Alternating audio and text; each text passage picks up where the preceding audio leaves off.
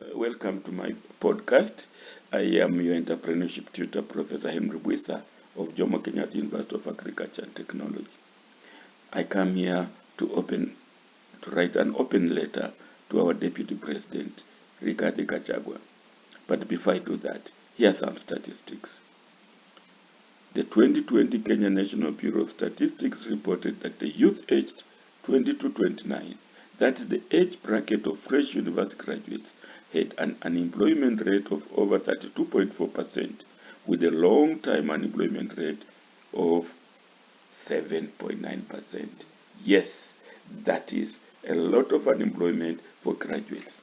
So, dear our Deputy President, RG as well call you. I'm Professor Henry Bwisa of Jomo Kenyatta University of Agriculture and Technology. May I sincerely thank you for gracing our 40th graduation on 22nd June 2023. I thank you for your honesty and telling Kenya's graduates that no job awaits them as they leave the graduation squares. You, however, gave a ray of hope that some would be employed by the yet-to-be-born housing scheme.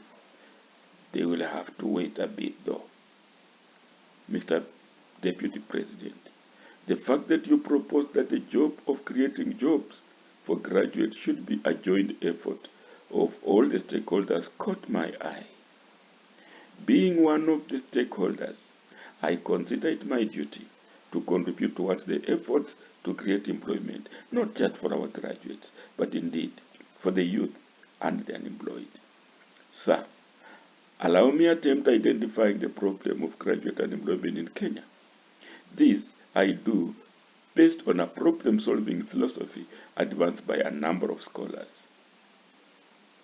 Dorothea Brande says, a problem clearly stated is a problem half solved.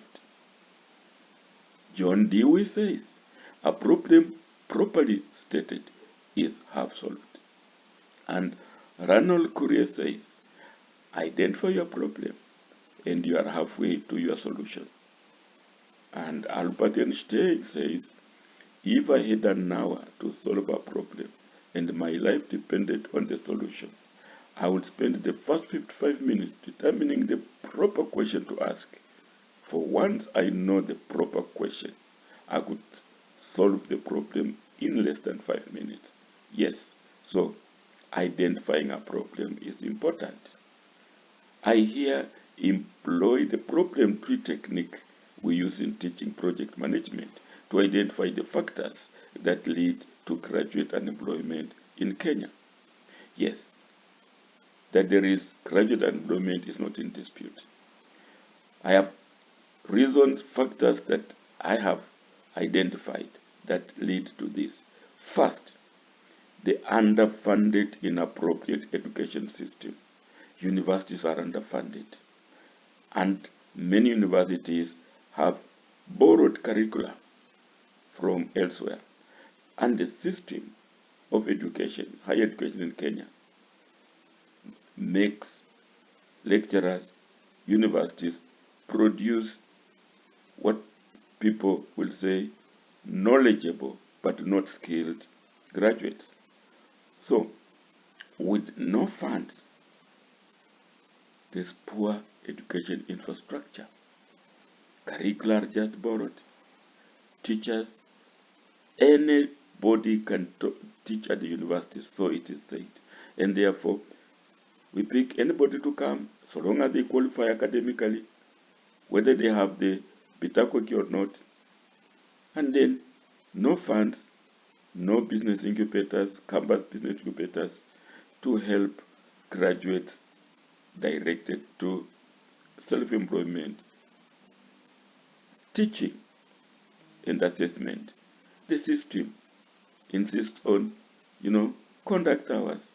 Lecturers have to stand in front of the students in the lecture halls 14, 13, 12 weeks. And then the assessment in 2 hours, we give a written exam. The students simply recall. As they walk out of the examination room, they have forgotten everything.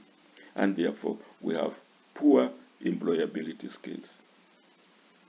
The assessment, the teaching also instills the white-collar job attitude. So when our students go out there, they are looking for white-collar jobs and pass over the other possible employment, opportunities, and therefore graduate unemployment in Kenya persists. Root cause: funds and education system. Number two, lack of university third mission. The university is said to have been born in about 9th century or thereabouts, and the first mission of the university was to impart knowledge, to teach, lecture. But as the university grew around 16th, 17th century, a second mission was established, that is research. But the research that was being focused on at that time was fundamental and pure research. Research to advance knowledge, research to expand the knowledge that is being given to learners. Then, 19th, 18th centuries, thereabouts, the third mission came in. That is now to link university to society. The linkages: university, industry, government, and society. So the research was now no longer just focused on expanding knowledge base. It was to solve real problems, and that therefore was linking, creating appropriate employability skills. However, many universities in Kenya have not yet transited to that mission. Those who have not fully transited, and therefore there is poor university entrepreneurship culture. With that culture, that poor culture, there is skills mismatch, and therefore, society is not put on board fully. Skills mismatch, society and industry, and therefore graduate unemployment. My third reason is poor family and economic planning. With poor family and economic planning, there is a mismatch between population and economic growth. Population is growing, but the planners are not planning fast enough to absorb that population in. Poor planning again is leading to overtaxation of industry. We are just witnessing the 2023 finance bill with lots of taxation to industry that is likely to kill the same industry that is supposed to absorb the graduates. So that overtaxation leads to disproportion between education and job openings. And the last one, the elephant in the room, is the corruption. With corruption, limited investments, diversion of funding, again, disproportion between education and job openings. So these are my 4 reasons, factors that contribute to graduate unemployment.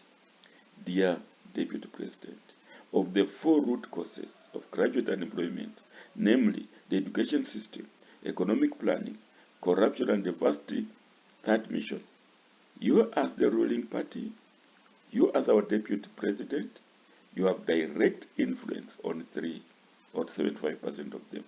I sincerely hope that indeed we join hands in slaying this graduate unemployment dragon. Mr. Deputy President, should this letter provoke debate about the causes of graduate unemployment in Kenya, then my objective of writing it to you would have been achieved in a very large measure. You have been listening to Professor Henry Bwisa, Jomo Kenyatta University of Agriculture and Technology. I sincerely hope that we can come together as stakeholders and indeed slay this dragon of graduate unemployment in Kenya.